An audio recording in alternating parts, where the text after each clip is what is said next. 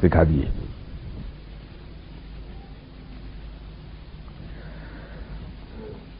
تو جب فرشتوں نے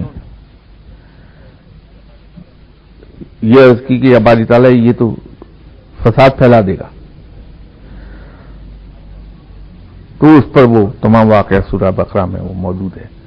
تو بعد میں فرشتوں نے تسلیم کیا کہ یا باری تعالیٰ جو تو جانتا ہے ہم نہیں جانتے. تو حضرت آدم علیہ السلام نے فرشتوں کے سامنے چیزوں کے نام بیان کیے تھے.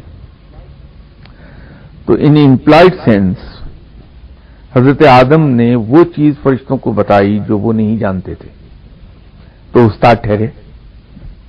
ان امپلائڈ سینس ان اے وے حضرت آدم علیہ السلام فرشتوں کے اس وقت استاد ہو گیا، کیونکہ وہ ایسی چیز بتا رہے تھے جو فرشتوں کو معلوم نہیں تھی. اور ان فرشتوں میں حضرت جبرائیل علیہ السلام بھی تھے، جو کہ فرشتوں میں انتہائی بلند مقام رکھتے ہیں. لیکن جب حضرت آدم علیہ السلام جنت سے نکال کر زمین پہ بھیج دیے گئے تو یہ جگہ ان کے لیے بالکل نئی تھی. زمین ان کے یہ پریشانی کا سبب تھا کہ یہاں کیا کریں گے. پھر زمین پر اترتے ہی ان کے اندر بشری صفات پیدا ہو گئیں. بھوک بھی لگی، باطنی سوزش بھی ہوئی، علم کی بھوک بھی بڑھی،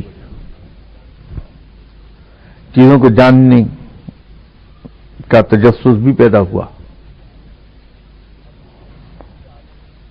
اب چونکہ پریشانی کے عالم میں زمین پر پھر رہے تھے،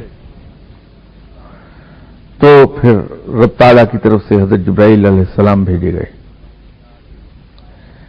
جنہوں نے آ کے حضرت آدم علیہ السلام کو سب سے پہلے کچھ گندم دی اور اسے زمین میں بونے کا طریقہ بتایا. اس کے بعد اس کی ہارویسٹنگ کا طریقہ بتایا، پھر اسے صاف کر کے اس کو پیس کر روٹی بنانے کا طریقہ بتایا. تو حضرت جبرائیل علیہ السلام کے انڈر انسٹرکشن وہ روٹی پکائی گئی.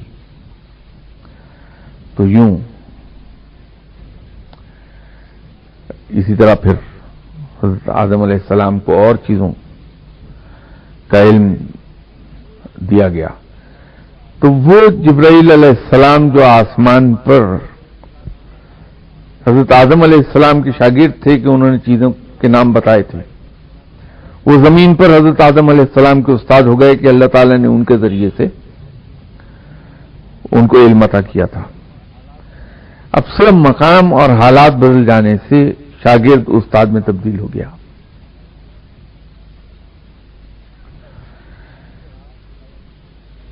اسی طرح آپ صلی اللہ علیہ وسلم امام الانبیاء ہیں، تمام انبیاء نے آپ صلی اللہ علیہ وسلم کی ابتدا میں نماز پڑھی، لیکن 2 مرتبہ حضرت جبرائیل علیہ السلام نے آپ صلی اللہ علیہ وسلم کو خانہ کعبہ کے قریب نماز پڑھائی اور نماز پڑھنے کا طریقہ سکھایا. حالانکہ امام الانبیاء ہیں. تو مقام اور حالات بدلنے سے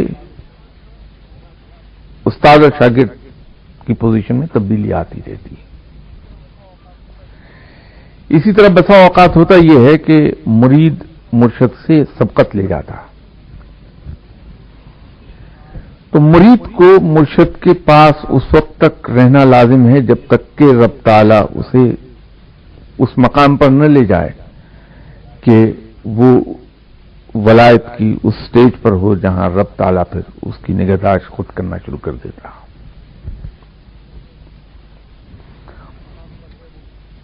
جب تک اس مقام پر ہے وہ مرشد سے متعلق رہے اور سر نہ اٹھائے.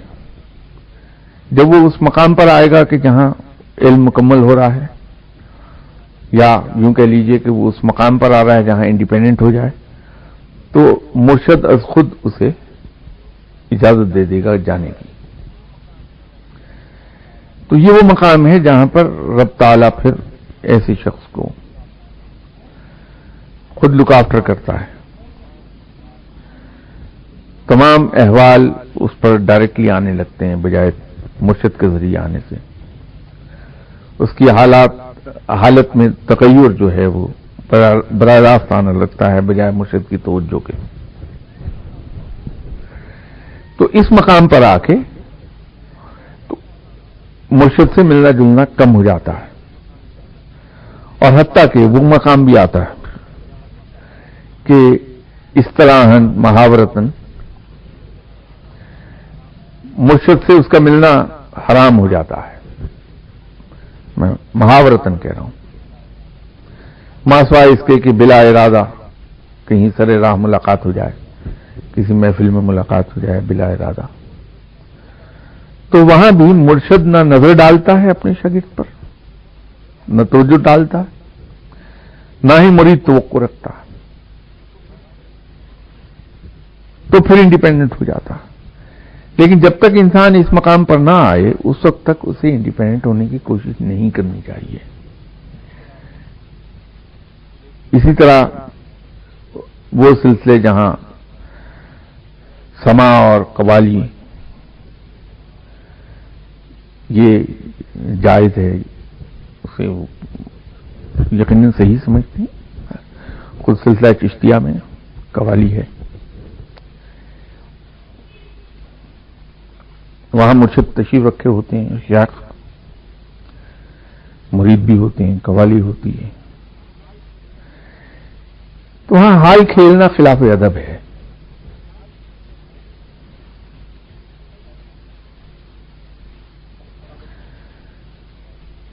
توقع کہ یہ حال شیخ کی توجہ سے نہ ہو اور انسان کے اختیار سے باہر نہ ہو جائے، لیکن حال کھیلنا خلاف ادب ہے.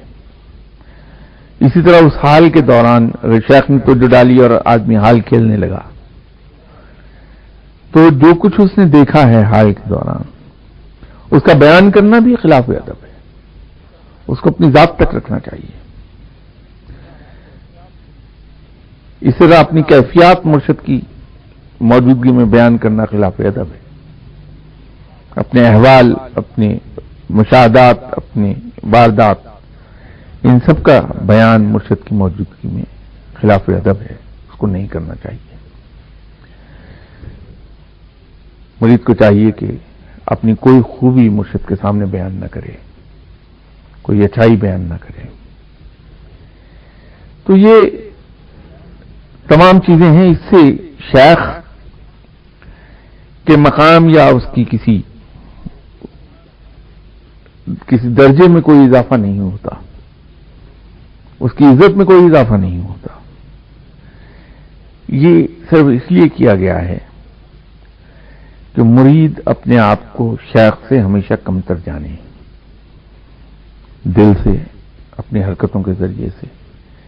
تو جب اپنے آپ کو کمتر جانے گا تو پھر سیکھے گا، کیونکہ پانی ہمیشہ نیچے کی طرف بہتا ہے. یہ کبھی نہیں ہو سکتا کہ جگ کو آپ نچلے لیول پر رکھیں گلاس کو اوپر کے لیول پر اور جگ سے پانی گلاس میں ٹرانسفر ہو جائے. گلاس کو ہمیشہ اوپر کی طرف آنا ہی آنا ہے، جگ کو، پھر کہیں گلاس میں پانی آئے گا، ورنہ نہیں آتا. حکمت ساری اتنی ہے اس کے اندر. آج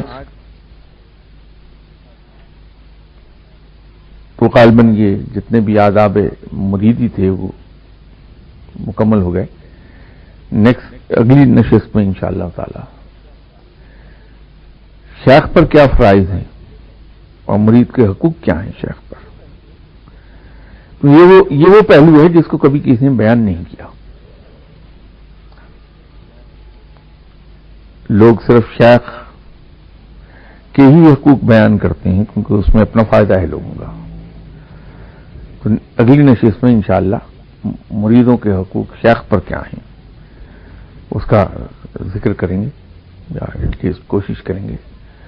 آپ کے ذہن میں کوئی سوال ہو اس ضمن میں تو ضرور کیجیے. مرشد کا جو رسپیکٹ ہے ماں باپ سے زیادہ ہے؟ مرشد کو انسان سب چیزوں سے آگے جانتا ہے، یہ ہے، بلکہ میں نے شاید ایک دو موقعوں پہ کہا، کیونکہ اس زمانے میں مجھ پہ بھی مغربی تعلیم کا غلبہ زیادہ تھا، تو مرشد صاحب کی زبان سے ایک دن جوش میں بول رہے تھے مختلف باتیں، تو کہنے لگے کہ میاں مرشد کو تو رب کا درجہ دینا پڑتا ہے۔ تو میں چونکا کہ شاہ صاحب، بڑے شاہ صاحب جو ہیں یہ تو شرک بول رہے ہیں، تو بہت پریشان اٹھ کر آیا ان کے پاس سے میں کہ یہ تو بہت بڑا شرک بولا کہ مرشد کو رب کا درجہ دینا پڑتا، لیکن بعد میں کچھ عرصے کے بعد خود بخود بات سمجھ میں آ گئی کہ وہ تو استعارن انہوں نے فرمایا تھا کہ جس طرح سے آپ رب کی کسی بات کو کوشچن نہیں کرتے، اس طرح مرشد کی کسی بات کو کوشچن نہیں کیا جا سکتا، یا کرنا چاہیے کہ یہ نہیں کرنا چاہیے۔ جس طرح رب کا احترام اور اس کا خوف اور اس کی عزت، اس کا پیار دل میں ہے، تو اسی طرح جب تک کہ مرشد کا آپ کے دل میں ڈر، خوف، عزت، احترام، محبت، پیار یہ نہیں ہوگا، اس وقت تک آپ اس سے کوئی سیکھ نہیں پائیں گے۔ یہ بعد میں اندازہ ہوا، لیکن اس وقت وقتی طور پر تو میں ہل گیا کہ یہ کیا شرک بولا۔ تو بقول بڑے شاہ صاحب کے مرشد کا احترام بے پناہ ہے۔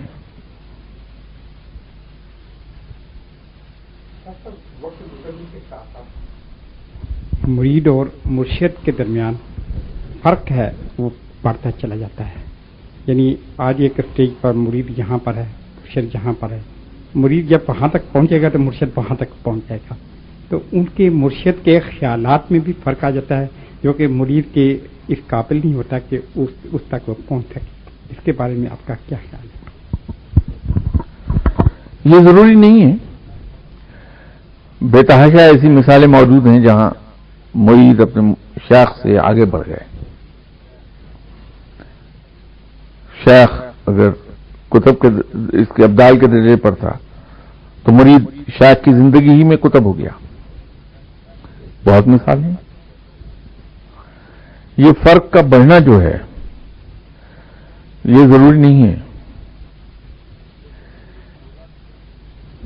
صرف اسی صورت میں ہوگا کہ اگر مرید جو ہے وہ سرفراز شاہ صاحب جیسا نالائق آدمی ہوگا جو سیکھتا ہی کچھ نہیں، بہت ہی ڈل ہے، سمجھ میں آتی ہی نہیں کوئی بات، تو مرشد یہ شیخ جو ہیں وہ تو اپنے رفتار سے آگے بڑھ رہے ہیں۔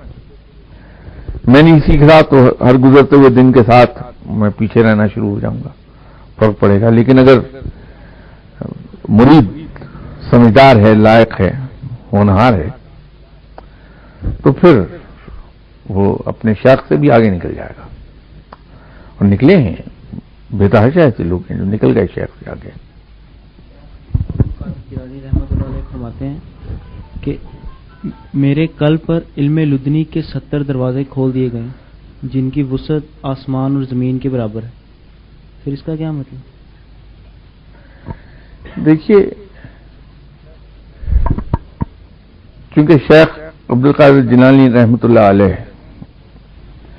غوث الاعظم ہیں، تمام غوثوں کے غوث ہیں وہ، تو غوث اس وقت انسان بنتا ہے جب اس پہ علم لدنی کافی زیادہ وارد ہو جاتا ہے، کم از کم دنیا میں موجود جو کتب ہیں چاروں ان سے زیادہ ہوتا ہے، تبھی تو وہ غوث ہوتا ہے۔